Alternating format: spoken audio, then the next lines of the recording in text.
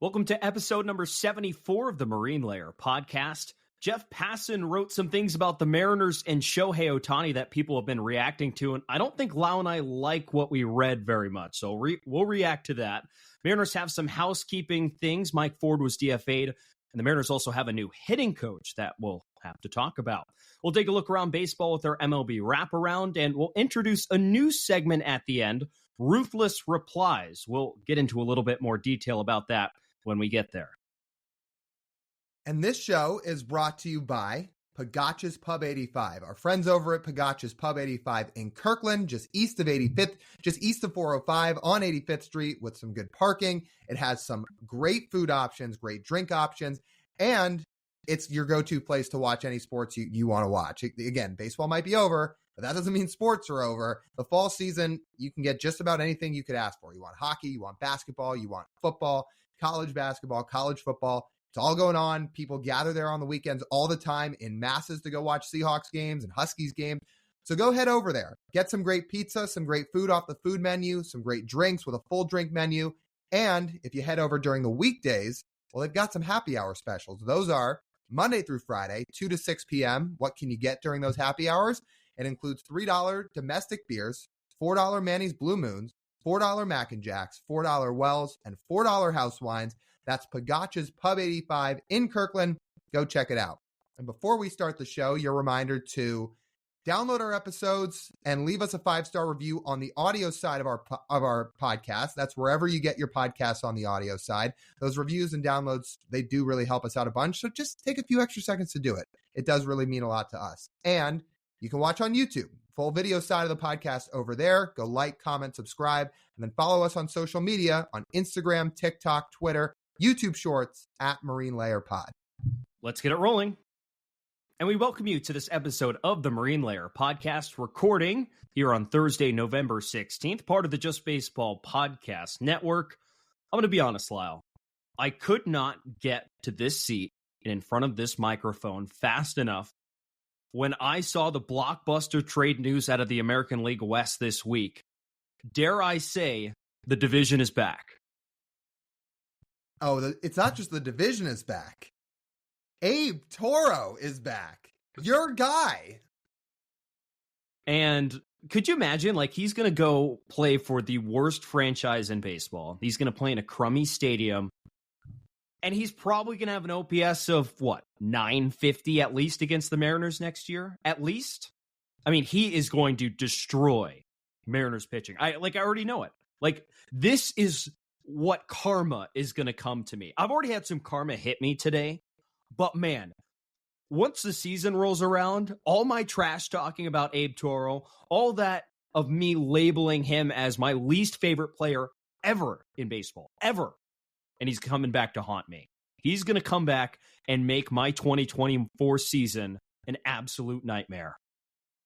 I just want you to know that when the time comes next year that he just destroys the Mariners or beats them in some clutch situation, I'm blaming you. I'm going to sit on this podcast and blame you. You should blame me. And I hope all of our listeners not only blame you as well, but let you hear about it on social media. Like, I hope if Abe Toro has some game-winning double or something against the Mariners at some point, that you just get a ton of ats in your Twitter from all these Mariners people that being like, TJ, you did this, dude. You jinxed Abe Toro and this fan base.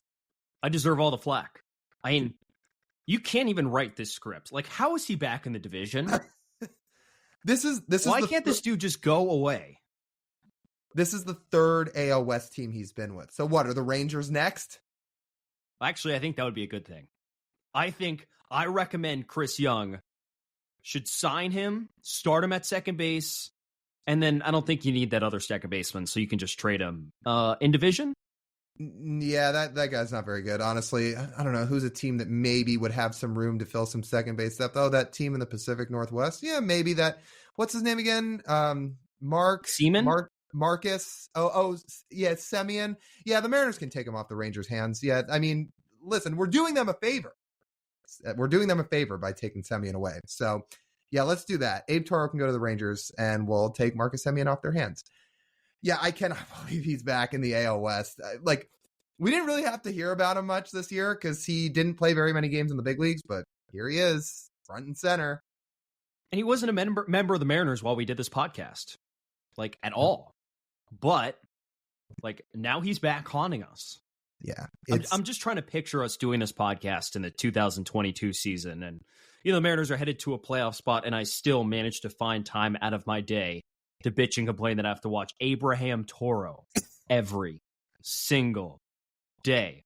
Like, Scott, can somebody explain to me why you have a role for a designated hitter, and in the designated hitter role, you put perhaps the worst hitter in your between AAA and the major leagues, you put your worst hitter of the two in that spot.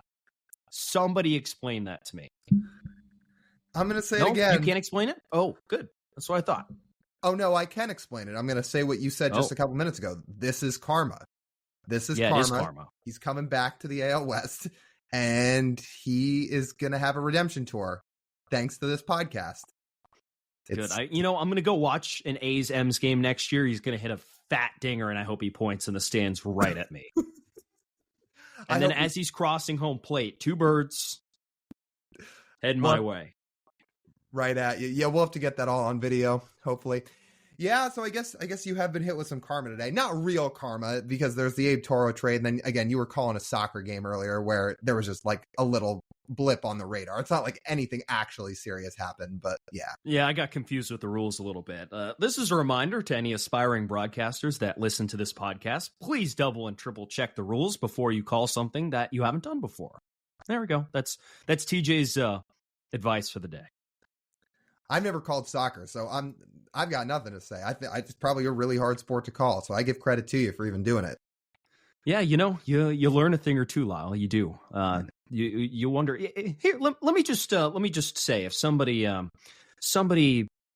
if you go to overtime and you would think there's two separate overtime periods, you would think, Lyle, that if the team scored in the first overtime period, you didn't have to play the second one.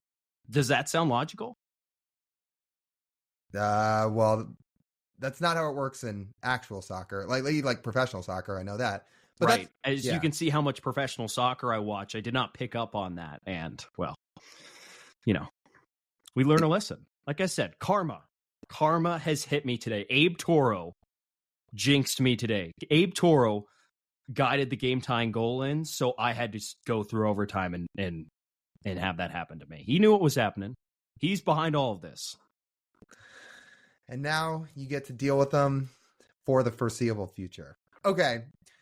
Abe Toro aside, the current Mariners, do have a few pieces of news that we want to touch on. A couple of housekeeping things, and then there's one bigger segment we're going to spend some time on.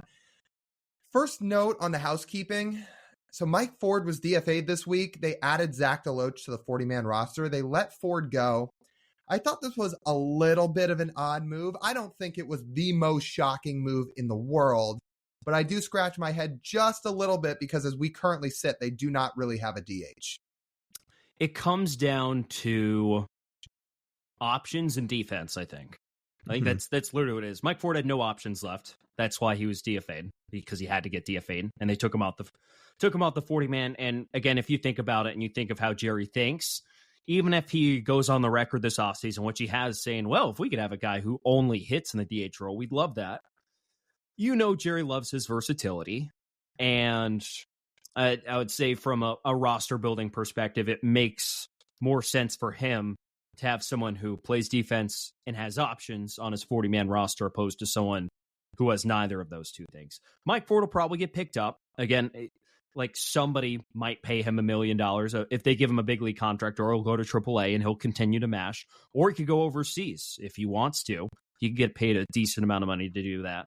I don't think Mike Ford is, I would say, an invaluable piece of any team going forward. I think he can manage to find something. But I just don't think I was thinking of Mike Ford as the DH for next season, which is why I can't say I'm too shocked about this move. And Jerry obviously thinks just along those lines too, of not thinking that Mike Ford is occupying next year's DH role. Yeah, and if no big league team signs him to a big league contract, the Mariners may very well bring him back, and he'd be in spring training, and then we can see where it goes from there. But you're probably right. The options, the lack of defensive value, I'm sure played a factor into this. And I will give Zach DeLoach some credit. First off, I'm sure this is not a guy they want to give up on after just drafting him in the second round 3 years ago. And I will give him credit. He had a good year in Tacoma. This is a guy who hit 23 bombs. He had an 868 OPS, 111 WRC plus. Again, it's hard to really get those WRC plus numbers up in the PCL because it's obviously a very hitter-friendly league. So OPSs are always going to be higher. WRC pluses are going to be lower. But in the grand scheme of things, DeLoach had a good year. He was really good during those summertime months. And check out this. I did want to throw this little nugget out there for the newest member of the 40-man roster. He actually hit lefties really well this year. Look at his splits. He had an 850 OPS against right-handers, 905 OPS against left-handers. So, look, is the outfield filled with a lot of depth and a lot of guys that can play those spots? For sure. But I think they must still see something in Zach DeLoach. Otherwise, they would not have put him on the 40-man. And, again, look at those splits. Like, this is a guy who's still hitting for power and is hitting both sides of the mound. He's hitting both lefties and righties. So maybe he can still be some type of role player here moving forward. Odds are he'll probably debut this year. If he stays on the 40-man throughout the year, he's probably making his major league debut. Like, he's spent a lot of time in the minors. I think he's going to get a shot somewhere. I mean, the Mariners don't have a filled out outfield yet, pretty much. I mean, they have an idea of what their outfield is, but I think you and I agree that the outfield is not complete as of right now. There are two young guys in front of him, but I don't think that prevents Zach DeLoach from getting his opportunity. No. And that being said, as we kind of close the book on this first little segment, they still need to go find a DH. I think everybody agrees on that. Like rolling out some combo of Moore, Demo, Haggerty, Caballero, Taylor Trammell, Zach DeLoach in some combination or another, that ain't going to fly. And I'm sure the Mariners know that. I'm sure it's not their plan, but I do just want to put that out there, that after what they tried to do the final few weeks of the year with that DH spot and all the platoons, I don't think that's flying again in 2024. That's not quite like me packing all my stuff into a box if Shohei signs with the Rangers level of unacceptable, but not great. Maybe not too far off. Maybe not too far off, I would say. Not too far off. No, maybe not too far off.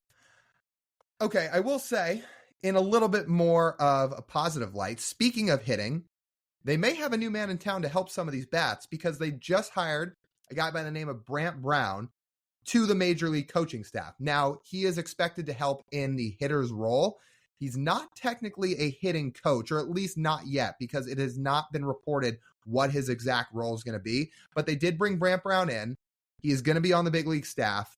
And here's how everything kind of shakes up on the coaching staff. So with Stephen Vogt taking the Guardians job, the manager job for the Guardians, Tony Arnerick, who was part of the hitting team in the coach's role over the last couple of years, he's going to be the new bullpen coach, which is the role that Stephen Vogt filled last year.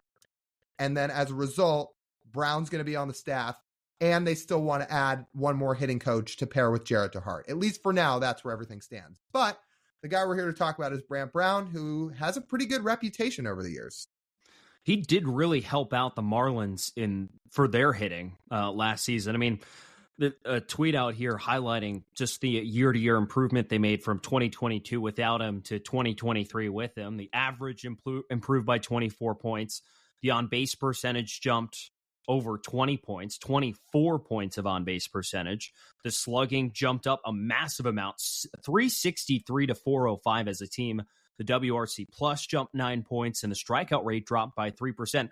I think people want all of that for what happened to the Mariners, especially that last number, that strikeout rate, which plummeted down from above average to bad, actually. Not above average, bad. 25% is bad as a team.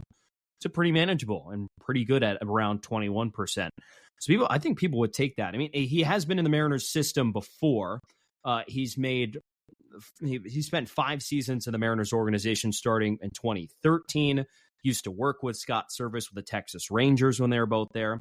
And I think maybe the most important thing that people will attach onto, I mean, he's spent some time working with some pretty famous hitting coaches like Robert Van Scoy, who JD Martinez credits for most of his success and his all-around balanced approach at the plate. And isn't he the guy that Jared didn't confirm on the record, but said he was working with in the offseason? I think that was him, right? I think you're right. I think it is him. I think it was a couple of different people, but Van Scoy was said to have played a role in Kelnick's improvements. So so he comes from kind of a branch of some really good hitting coaches. Not to mention, I think what people hear when they hear Brant Brown is not just a guy who has experience in the organization, not just a guy who's had a good track record of success. Because, by the way, before the Marlins job, in between the Mariners and Marlins job, he spent 5 years with the Dodgers, 2 years as the assistant hitting coach, 3 years as the hitting coach, including in 2020 when they won the World Series. So this is a guy with a good track record. And not only is JD Martinez a guy that really likes Robert Van Scoy, and clearly Brant Brown is a guy who has had a lot of experience with Van Scoy, but who did Brant Brown just help mentor this year and help coach this year? That would be one Jorge Soler with the Marlins, who was a free agent. Soler and JD are both DHs. What is a position the Mariners need, as we just referenced? Designated hitter. I've seen a lot of that on Twitter this week, that people are like, well, would Jorge Soler follow Brant Brown to Seattle? A lot of people are interested. I would be interested. We haven't spent a whole ton of time breaking down Soler yet. Maybe we will in a future episode, but I have seen a lot of people saying that, and I think that'd be a pretty good fit.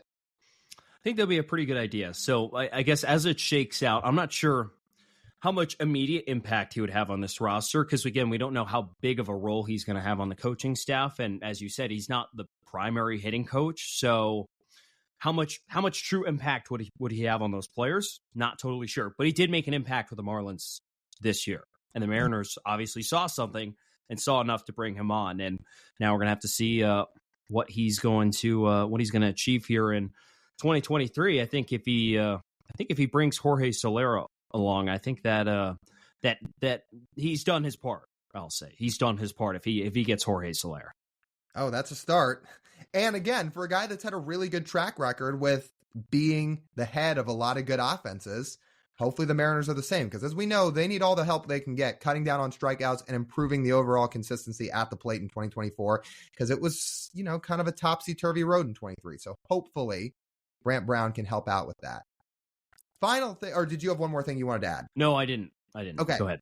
Final thing, and we'll just spend maybe 30 to 60 seconds on this. This news came out here on Thursday. Jake Scheiner just signed a contract to go play in Japan in the NPB, so he will no longer be with the Mariners organization, and he's going to go try to make a name for himself in Japan, which I understand. First off, the competition in Japan is still very good. It's similar to, if not slightly better than AAA, and you make way more money over there than you do in minor league baseball. So credit to Jake Scheiner. I'm sure he's trying to go over there, have a good year or two, and maybe come back to maybe come back to the majors and try to find a role somewhere. Well, I know you gave this to me, but I'm going to actually give it back to you, Lyle. How do you feel? Hey, it's tough out here. I wanted to see Jake Scheiner in the big leagues last year. I mean, come on. There were points where I was really scratching my head at why didn't he ever get a shot? Now, he absolutely could have DH'd. He absolutely could have DH'd. Yes. Like, it worked out with Mike Ford for the most part, which is great. And people loved having Mike Ford around. But I do think Jake Scheiner at some point could have gotten a chance. That's all I'll say. I think he'll have fun, and he'll be significantly richer being in Japan. So awesome for Jake Scheiner. I'm sure he's gonna kill it over there. It's a hitter's environment too, so I think he'll be okay. Yeah, the average salary over in Japan is around, it can be anywhere from $150,000 to $500,000, which is way more than you're getting in AAA. So I totally understand. With significantly better living conditions too, because the American players get treated very, very, very, very well over in Japan. So he's going to be a lot richer and have a lot of success over there in Japan. Okay, let's get to our main subject. Let's get to the bombshell. Not really a bombshell, actually, but it does regard Shohei Ohtani, and it relates to the Mariners.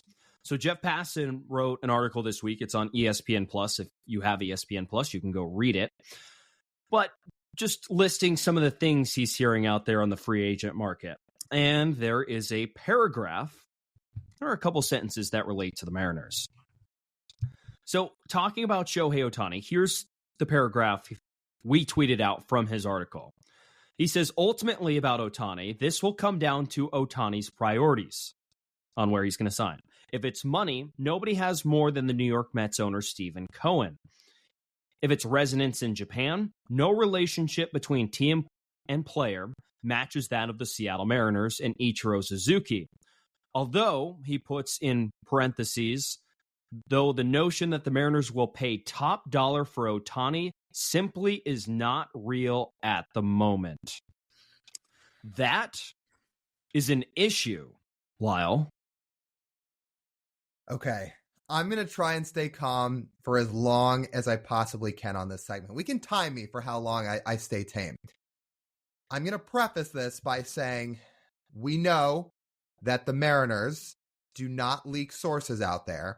They're very good about keeping information close to the vest and in-house. So what reporters really, really know about what the Mariners' plans are for Ohtani is probably limited, especially because there was a report that came out today here on Thursday saying there were some reports about if Ohtani takes a meeting with a team and it gets leaked out there by the team that happened, he will hold that against them. Against that team. He does not want information about certain meetings he's taking with certain teams to get out there in the public. That is something the Mariners did not do well last time. Everybody knew it happened. This time they're keeping information much more in-house about it. They won't talk about it, which we talked about a couple episodes ago. So I'm going to start with that. I'm going to start by saying information's probably being kept in-house. Mariners don't want things to get out there. How much do reporters really know? We don't know. Although Passan is very plugged in. That's the other part of this. But if this is true, yeah, I'm going to turn this back to you because, I'm going to try to stay tame for as long as I can about this. That is a real problem if this is true. You understand going into this offseason what it's going to cost to land Shohei Ohtani. Like, you can't preface it that you want to sign Shohei Ohtani and then be unwilling to do what it takes to sign Shohei Ohtani. It's very well that Shohei Ohtani might not need the total dollar amount. He might not need the biggest amount. That's fine.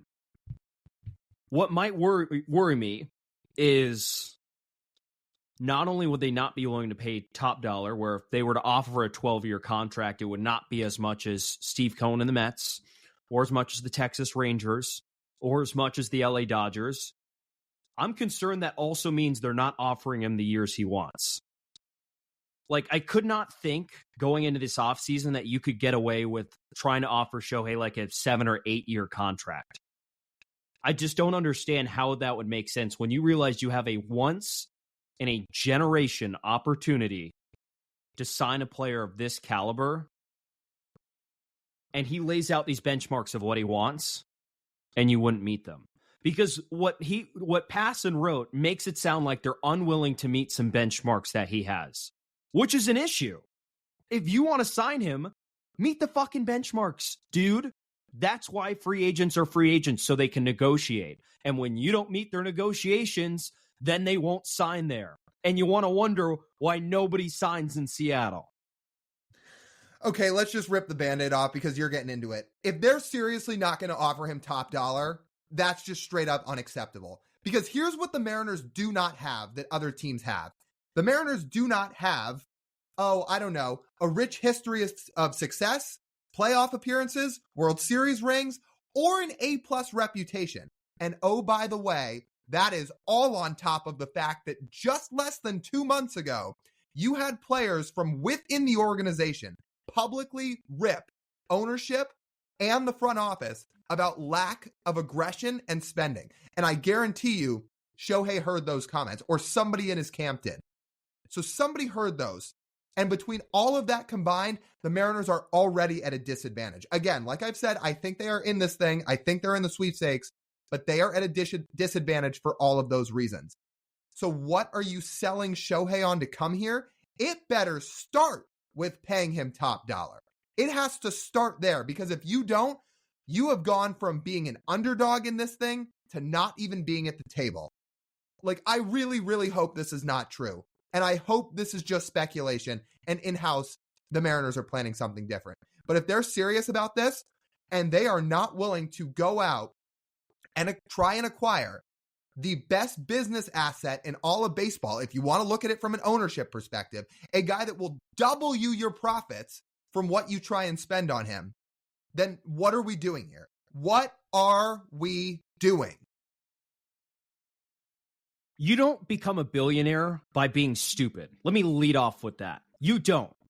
John Stanton did not get as rich as he did by being stupid. You have to make calculated decisions with your business, with your life, that affect all of these things to grow your profit and understand your business model, and understand what works. What about looking at Shohei Ohtani and what he has brought into the Los Angeles Angels, which you could hire people to figure out how much money the Los Angeles Angels are making on Shohei Ohtani. Let me give you a hint. It's a fuck ton of money that they're making on Shohei Ohtani. You can have your people go in there and look and see how much money they're making. And I don't understand that coming back to you and you realizing and still thinking that investing money in a product that will return to you significantly more wouldn't be worth it. I don't get that. And you know what I also don't like, Lyle? I also don't like some of the notions that have been coming out in the last week.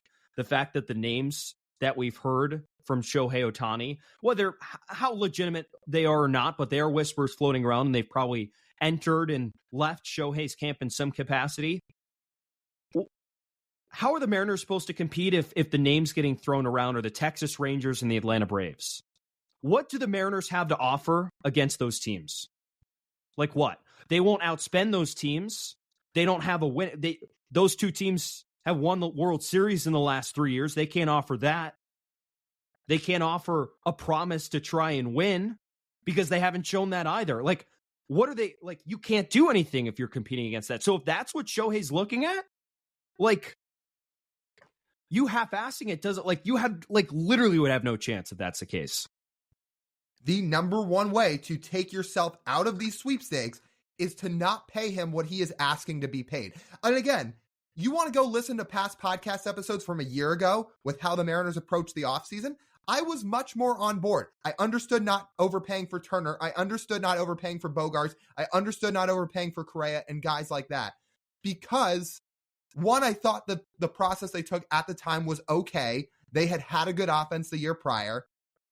And I thought this whole time, my thought this whole time has been, they are saving for this. They are planning for this. They're gearing up for this. That the reason they weren't spending all those previous off seasons is they are allocating funds to give Shohei what he wants. And now we're hearing rumblings that, they're not going to pay him top dollar. If you're not going to pay that guy top dollar, who are you going to pay top dollar to? The answer is nobody.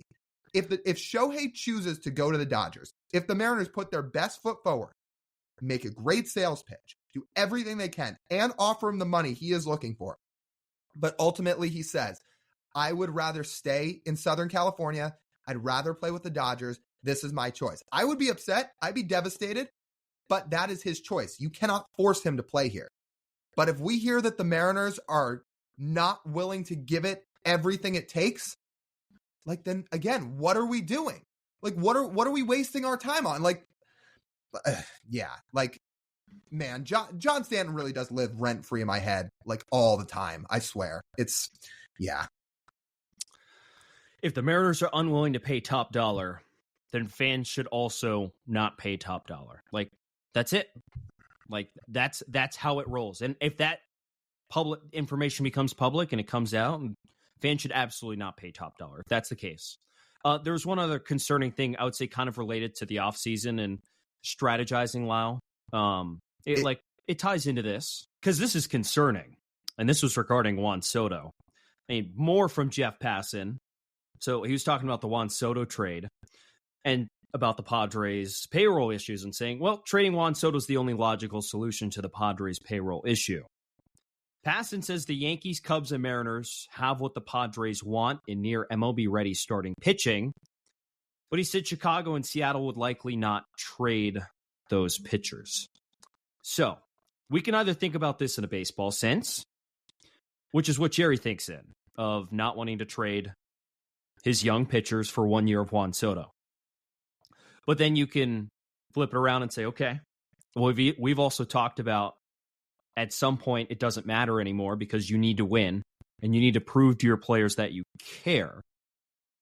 And from that report, it sounds like the Mariners would not trade what is necessary for Juan Soto. less level concern because it's not a consensus on this podcast whether or not the Mariners should trade for him. But with that report, doesn't sound like they would be willing to break the bank for a great hitter. I am less heartbroken about that than I would about Ohtani, because again, it is a risk. What if Juan Soto was traded for a haul, got to Seattle, they missed the playoffs again, and then obviously he's walking in free agency. He's walking in free agency no matter what. So what if it was a total disaster, and then due to that, you lose Brian Wu, who goes and pitches at the front of San Diego's rotation for the next 6 years? Like, that would be kind of a tough pill to swallow. So again, like, would I like Juan Soto to play for the Mariners? Sure. Yeah.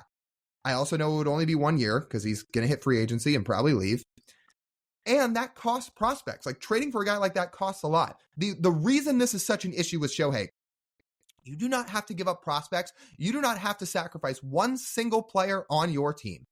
It is money and money alone. And money that you have not spent in offseason after offseason now. And I can't stress this enough. I figured this was the plan all along.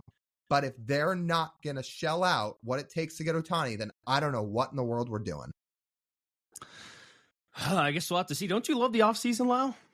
So I do. Think about it this way. Well, we have about 2 weeks until winter meetings. And Shohei should sign before then. From, I guess, everything that we heard, he's supposed to sign before then. So buckle up. Yeah. Look, I hope we come back on this podcast in a couple weeks and retract everything we just said. I hope in 2 weeks we're on here singing John Stanton's praises. If John Stanton signed Shohei Ohtani, I won't say a bad word about him for like a decade.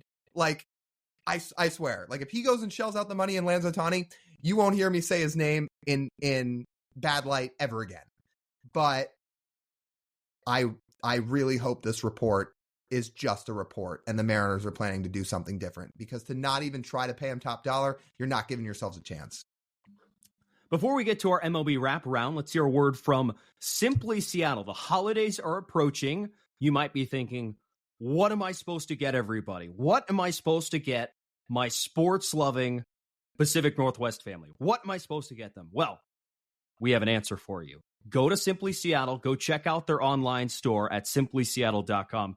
They have a wide variety of Seattle-themed, Seattle sports-themed, Pacific Northwest-themed gear, hoodies, shirts, shorts, accessories, all those sorts of things.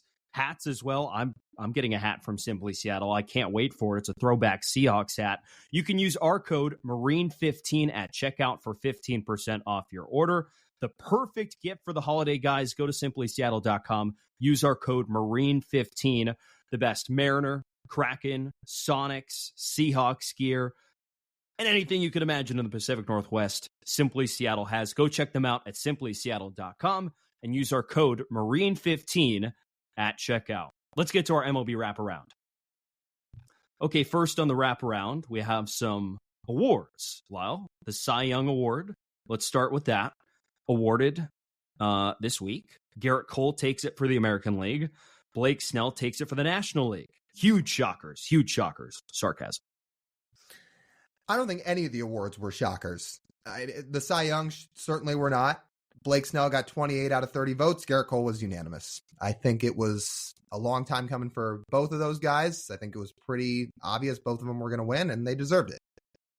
Yeah, and I think I saw the stat. Blake Snell had the fewest, he had the smallest average start ever for a Cy Young winner, which that's kind of a bonkers stat, that you can average under 6 innings pitch and still win a Cy Young award. That's pretty bonkers. But Blake Snell pulled it off, led the National League in walks, and it worked out for him. Congrats. Hope you're a Mariner soon, Blake. And not much mystery with the MVP awards either. A couple of unanimous decisions. The first time ever there's been 2 unanimous MVPs in a season, Shohei Ohtani and Ronald Acuna, 2 very deserving candidates. I did get a laugh out of Jeff Passan going and replying to his tweet from a month or 2 ago, where he compared Mookie stats to Ronald Acuna stats, and he said, I don't think Acuna is a runaway for the MVP award anymore. And Passan then replied to it tonight saying, no, Acuna ran away with it, you dumbass. Like, replying to himself saying that. So Passan's always fun in that way. Like he's good-hearted about a lot of that stuff, and I got a laugh out of that tweet. But yes, in terms of the actual award winners, I don't think anybody's shocked. I think it didn't matter at all that Shohei missed the last month or so of the season.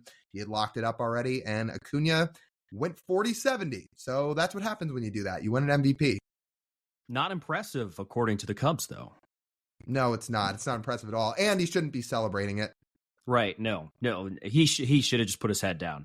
Yeah, and there were 2 other awards to give out. So Gunnar Henderson ran away with the AL Rookie of the Year. Corbin Carroll, shocker, ran away with NL Rookie of the Year. And then Brandon Hyde won AL Manager of the Year. Skip Schumacher, in what was actually a pretty close race, won NL Manager of the Year. Schumacher, of all the races, was the closest, but those were the 4 big awards. I don't think anybody's shocked with any of the winners. And I will say, for the Mariners' sake, you had Luis Castillo finish 5th in Cy Young voting. George Kirby finished 8th. And then with the MVP voting, you had 3 guys in the top 20. You had Julio finish 4th, you had JP finish 17th, and you had Cal Raleigh finish 18th. So, look, the Mariners did not have their best offensive season, but you've got 3 guys that finished top 20 in MVP voting. You know what I think? They should probably add to that. Hey, shout out to Cal Raleigh getting on the MVP ballot. And it wasn't a Mariners reporter that gave him the vote. So he got an 8th place vote, but it was from somebody with the Twins. So shout out Cal Raleigh. You're getting noticed around the league when you put up nearly a 5-win season. That's what happens. That's pretty bonkers. Yeah, I'm going to be honest. If I had a vote, I wouldn't have given Cal Raleigh an 8th place MVP vote. Would you? I don't know. We were talking about this earlier. After the first 5, it's really hard to dissect all of them. It's like, this guy should finish 6th. This guy should absolutely finish 7th. This guy no doubt should finish 8th. I think it can vary. I don't know. Cal Raleigh put up nearly 5 wins. He hit 30 bombs, which led all catchers. I'm not saying he's the first person I'd think of to give an 8th place vote. I don't think it's crazy. Like, he had a really good year. But shout out to him. Hopefully there's something in his contract, or he gets an accelerator or something. That'd be good. Oh, you can use that in arbitration actually now. Yeah. That's good. Hey, look at that MVP vote. Yeah. That works out for him. So speaking of the Cubs, they did make some news in the past week. They essentially told David Ross to fuck off. Like, they said at the end of the season that David Ross was their manager for 2024. And then they went out and they hired Craig Counsell behind his back and made him the highest paid manager in baseball. This is a very weird scenario where, like, they're going to double pay a manager that they had a manager who actually had a pretty successful season this year and has had a decent track record as a skipper. And then they go behind his back and hire somebody in division, like an in-division rivals skipper, and they bring him in. That's such the weirdest thing, that Craig Counsell is now going to manage the Cubs in 2024. I figured he was going to the Mets. I think just about everybody did, considering David Stearns went there. They needed a new manager. It seemed like the perfect fit. Didn't happen. Goes to the Cubs. I'm with you. I didn't think David Ross was going anywhere. I thought he was in perfect position to keep managing, but apparently not. Look, Craig Counsell is regarded across the league as arguably the best manager in baseball. So maybe the Cubs saw this as an opportunity to upgrade at that position, and maybe they figured they could get better in some of the game managing areas, and maybe they figured he was just the man for the job. So here we are. Again, you don't really see this often. You don't often see a manager that's in place and then all of a sudden, oh, you're just getting replaced. Like, you'll see managers get fired and then they find a replacement. But for a manager to just get replaced like that on a whim, that is not normal. And managers, I don't think they're worth enough wins, like, personally to do that. Because if you get a great player, say, I don't know, the Mariners acquire... say the Mariners acquire Yandy Diaz, right? Like, Ty France is under contract, but Ty France is no longer playing first base. Like, sorry, like, Yandy Diaz is playing first. But managers, like, Craig Counsell's regarded as one of the best managers in baseball, but, like, how much different with the Cubs roster? Like, how many more wins do they have with Craig Counsell opposed to David Ross? Like, maybe 1 or 2?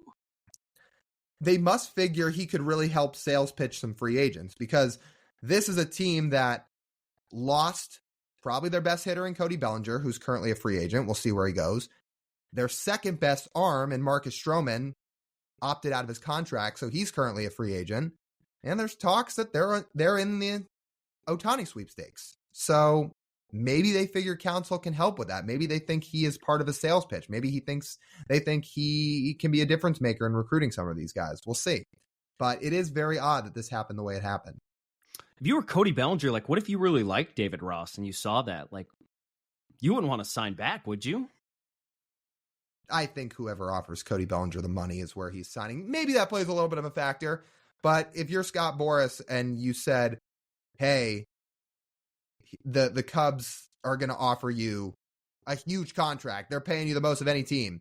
But, oh, by the way, they have a new manager. That's where he's going. That's how Scott Boras rolls. That's true. That's true. Okay, final bit of news in the MLB wraparound. It is official. The A's relocation has been approved by the 30 owners of Major League Baseball in a unanimous vote. And I'll say the most important thing to come out of this, Lyle, is that nobody was hurting in this situation more than John Fisher. A tough day for Oakland, as he put it. Yeah, that felt really heartfelt, buddy. I'm sure you are sobbing at the idea.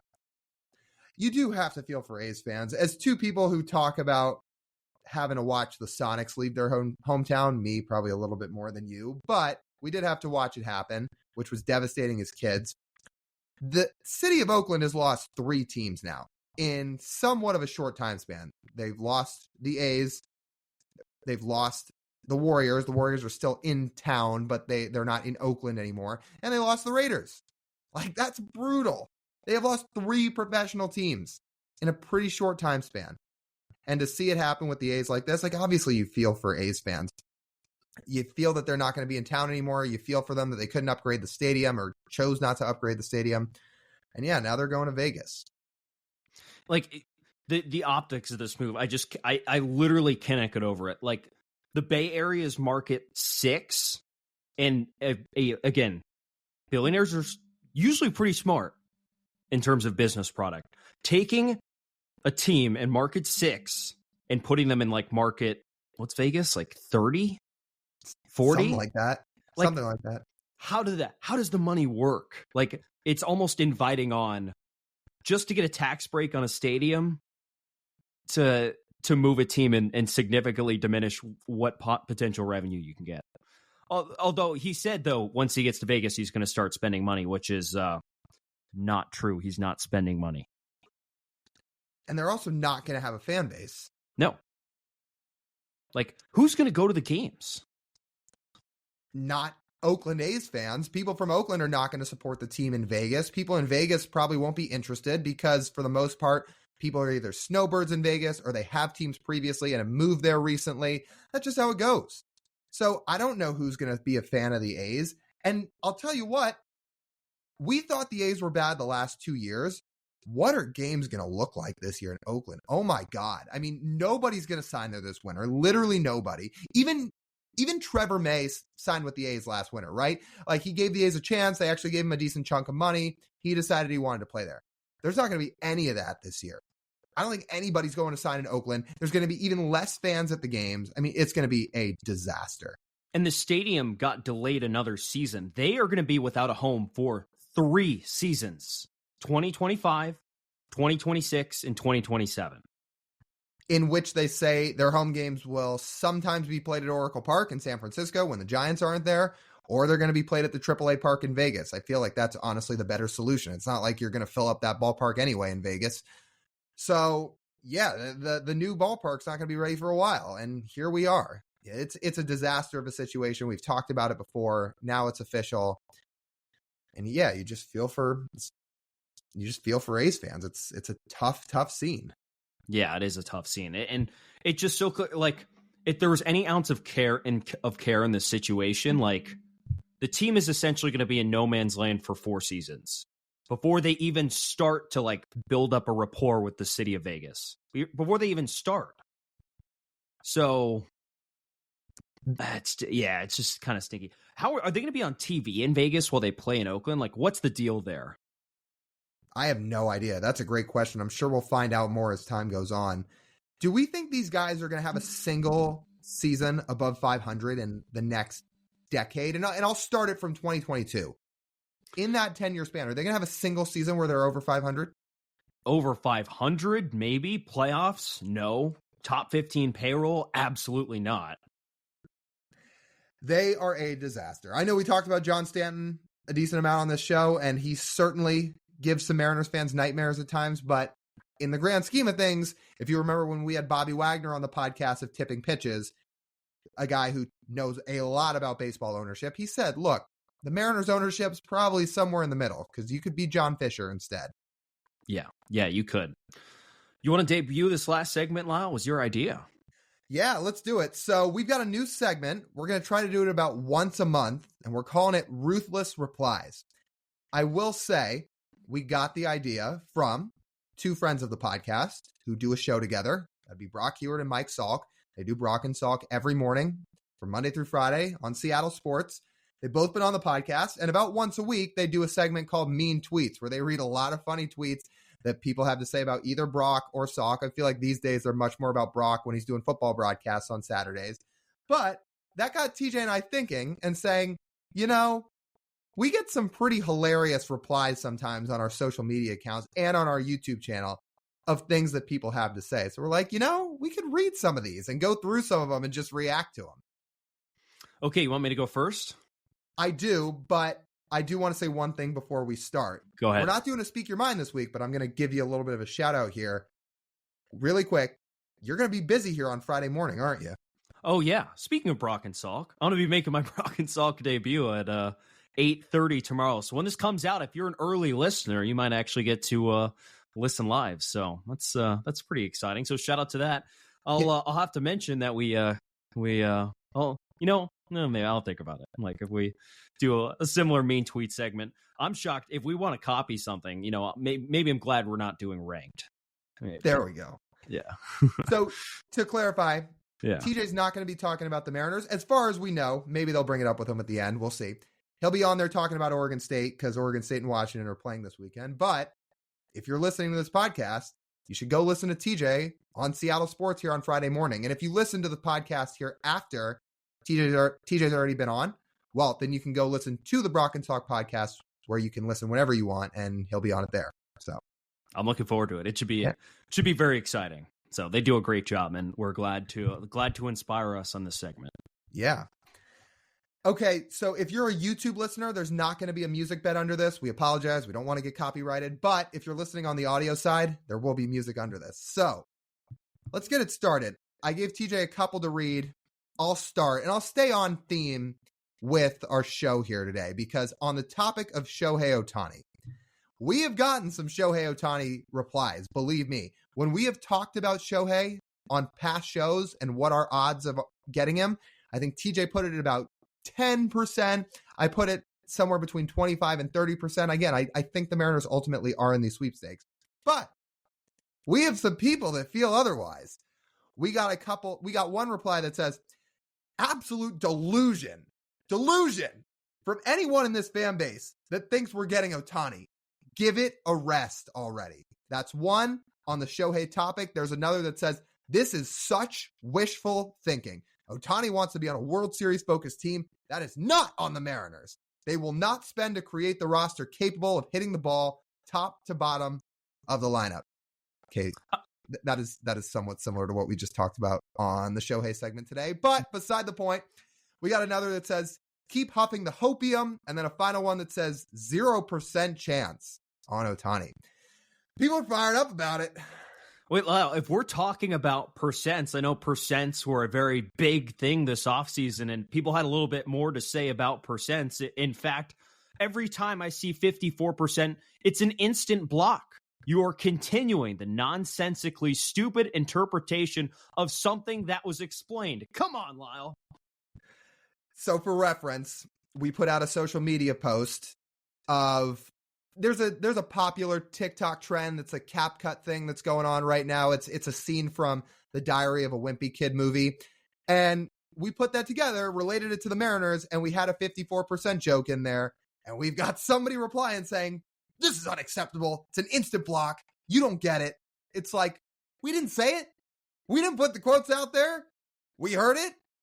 and we're laughing at it just like everybody else seems to be over the last month. I'll tell you what, you think we're the only people out there putting out 54% jokes. You're not spending enough time on social media, because I'll tell you what, if you ever just go search 54% on Twitter, it never ends. It never, ever ends. I told you the 54% is never going away, Lyle. We need to do our part. We have to do our part in keeping the 54% alive. Man, we warranted a block. Like, I don't know how many people have us blocked on social media here in the first year or so of doing it. I don't think it's that many, but whew, somebody was not happy. I'd love to see that list. Somebody was not happy about that 54% joke. Man, I figured it was Such harmless a shame. joke. Such a harmless joke. And some people also, Lyle, don't appreciate our language. Great enthusiasm and info, boys, except for the gratuitous dropping of F-bombs. Now I can't watch you with my grandson. Well, shit. Yeah, so appreciate the listen, though. We've gone from getting blocked and losing followers to, I mean, I say losing followers, we essentially lost one. There's the one that we know of. To now, apparently, according to these ruthless replies, we're cutting off our audience. Okay, listen, in all seriousness, like, we talked to some people before we started the podcast, and what people kind of talked to us about is, look, you don't want to make it like, you don't want to sound like sailors, right? But it's not radio. You're supposed to kind of let your personality out there, and people kind of told us, look, when you casually throw in some words like that left and right, it shows that you're loose, you're not super worried, you're not all tense, you just talk how you talk. I genuinely think, like, if you were a listener and you were ever to talk to TJ and I about the Mariners away from this podcast and you talk to us, I don't think it would sound that different than the way we sound now. It's two people, and the two of us that just like to talk the Mariners. We do it, the two of us, off camera all the time. And I think that remains true. And I think we swear a decent amount in those conversations. Honestly, probably a lot more than we do on this podcast. So, I definitely cuss way more in person than I do on this. I do tone it down quite a bit. I don't think many parents would approve of this podcast if I let it loose. So you're welcome. Yeah, you're welcome. You know, we're actually thinking of you. We're thinking we are thinking of you. Think of it as a benefit. Exactly. Okay, I've got two quick ones, and then we've certainly got one to kind of cap it all off. So what's now our most viewed video on Instagram is this funny social media trend I did about Shohei Ohtani, and it's with a Chief Keef song in the background. And it was just supposed to be a joke, funny enough. I figured it would just get a couple laughs. Maybe some people would like it. And somehow it just kind of caught wind, because it just kept going and going and going. Although somebody wasn't happy about it. The context of it relating to Shohei needs to be a Mariner. And somebody replied saying, "Take this corny shit down, bro," with a bunch of crying emojis. I guess somebody was offended by it. I felt like the least offensive possible post you could make. In fact, I don't speak a word in it, but somebody was not happy about it. I did nothing but stand there and put my hands on my hips for about 2 seconds. And somebody did not like it. It's not cringy to you, Lyle, but it's really, someone is cringing watching you do that. Just think of that concept. Yeah, I ruined someone's day. You know who else's day we ruined? Somebody about a month ago, when we had, who else but Mike Salk on the podcast, who, by the way, was a great guest and a lot of people really enjoyed. We certainly enjoyed him. But we did have a reply. Now this all ties in with mean tweets. Now it's intertwining. It says, "Turned it off when Salk came on. I won't be back."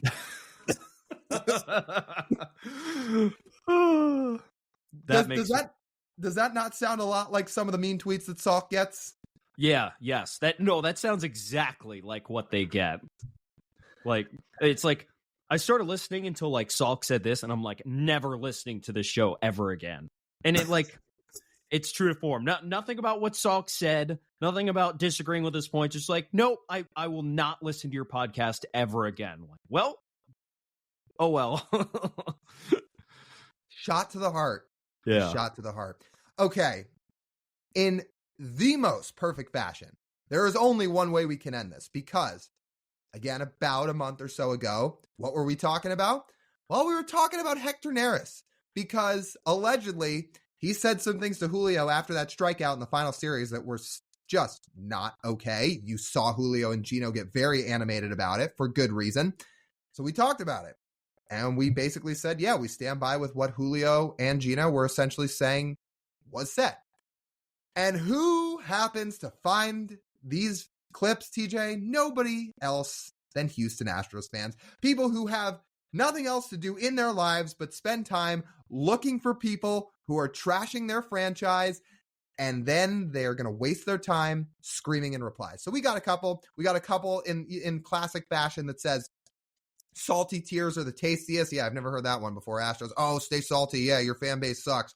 There's one. We got another that says, emotional, soft, biased, and generalized take. Enjoy y'all's last game. That was number 2. And number 3, to cap it all off, we got one that says, maybe next year, Marina boys. He put Marina in parentheses, I should say, in all caps. Maybe next year, Marina boys. If that's the worst you've ever heard in baseball, you haven't been watching baseball very long. FYI, the commentary of this video is high school news at best. Apparently, Lyle, we don't watch enough ball. Not only do we not watch enough ball and not know ball, he's essentially, I guess, calling us girls, because what are we? We're the Marine Layer pod, but he's calling us Marina. If I'm picking up on that right, I guess he's calling us girls, which I don't even know if that's supposed to be an insult, but if I'm picking up on that right, in his mind, I guess he thinks it is.